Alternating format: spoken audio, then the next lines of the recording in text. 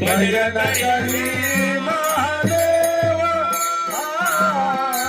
भजन करी महादेव भजन करी महादेव भजन करी महादेव भजन करी महादेव भजन करी महादेव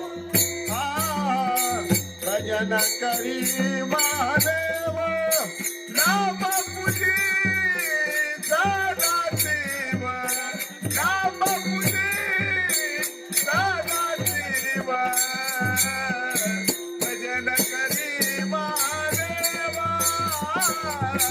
भजन करी महादेव नाम पूजी सदा देव नाम पूजी सदा देव भजन करी महादेव भजन करी महादेव.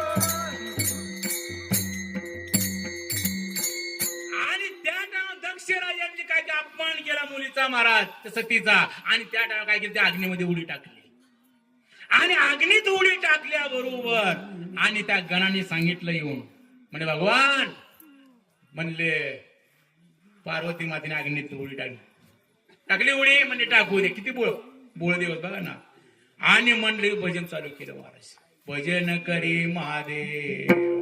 आपल्याला जर इथं आता कळालं तर बायको गेली म्हणून भगवंत होते शिव भगवंतांनी सांगितलं ए बसले भजन कर शिव हो भजन करी महादेव भजन करीत बसले महाराज.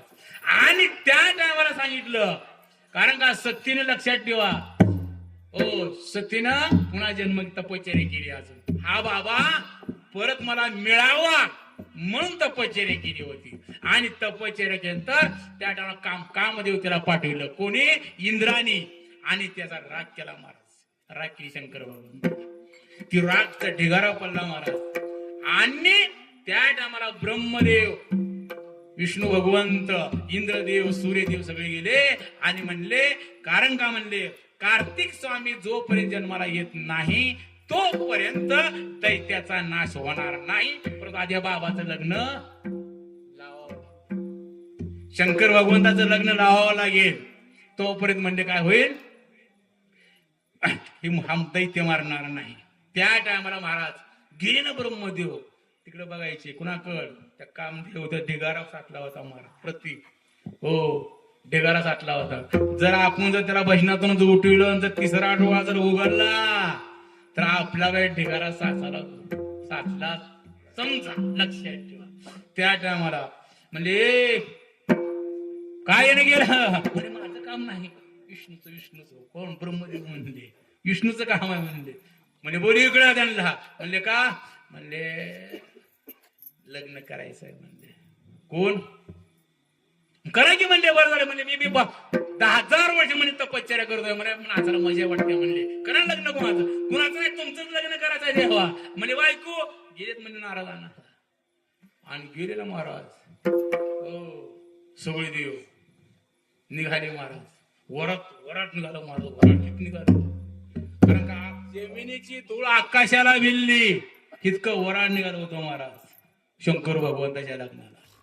आणि निघाल्यानंतर तिथं हो परंतु पाहिलं महाराज हे बाबा कसा नंदीवर बसलेला कशावर नंदीवर बसलेला महाराज केस मोकळे सोडले वाघाची चमडी काटलेली आणि काय केले सर्व भूतावर लागू आताच मग सांगितलं की लक्षात ठेवा हो आज मग तिथं काय होत काय निघाल हा इंच निघाल वराड निघालतो वराड शंकर भगवानचं वराड आलतो मग आपल्याकडे हो ती इंचू आणता कारण का तुका म्हणे सर्प इंचू नारायणे काय म्हणले तू कोबर आहे तुका म्हणे सर्प इंचू नारायणे हो मग एखाद काय झालं महाराज म्हणजे तुकोबर आहे म्हणले तुका म्हणे सर्प विंचू नारायणे त्यांना इंचूच घेतला महाराज. कारण का आज वराड आहे, का आज काही मिळू द्या, प्रत्येक पाहणं बाबा करताना काय तो उद्योग लक्षात ठेवा. हो, आज सर्पाला हात लावा, इचावाला हात लावा, वाघाला हात लावा, सिंहाला हात लावा, काही करत नाहीत. लक्षात ठेवा, आज भगवंत लक्षात ठेवा, शिवरात्र आहे, आज काही करत नाही. हो, कारण मगाच ती इंचू निघालता. हो, कारण ते भगवंताच्या लग्नासाठी निघालत ती बी. हो, तर महाराजांनी हाकलून दिलं, जा म्हणजे तिकडे तिकडे जा, कुठं डोंगरात जा तिकडे सांगितलं त्यांना. हो, आणि अशा प्रमाणे कारण का पुढला ऐकेल ना, एकाने इंचू आणलं, तुकोबर आहे म्हणताना तुका म्हणे इंचू सर्पनारायणी. हो, आणला महाराज, त्यांना आंघोळ घातली इंचावाला. काय केली? आंघोळ घातली, स्नान घातलं, तुमच्या भाषेत सांगायचं ठरलं. त्याला हळद कुंकू वाहिलं, दर्शन घ्या. काय केलं? दर्शन घ्या सांगितलं ना. हो, परंतु त्याचा स्वभाव काय असतो? स्वभाव काय असतो? डंक मारणे. हो, तो जातीवर जाणार म्हणजे जाणार. आणि तिलाच डंक मारले ना, आणि लागला अंगात मुंग्या यायला. आणि तुकोबरायांकडे गेले आणि तुकोबरायला म्हणले, का तुम्ही म्हणले ना, म्हणले प्रमाणात मी कीर्तन ऐकायला आले होतो. म्हणले हो, पण कीर्तन ऐकायला आले होते कधी? शिवरात्रीचा पर्व काळ होता. पण पर्व काळामध्ये तुम्हाला काय लक्षात? कीर्तन ऐकत असताना काय झाले?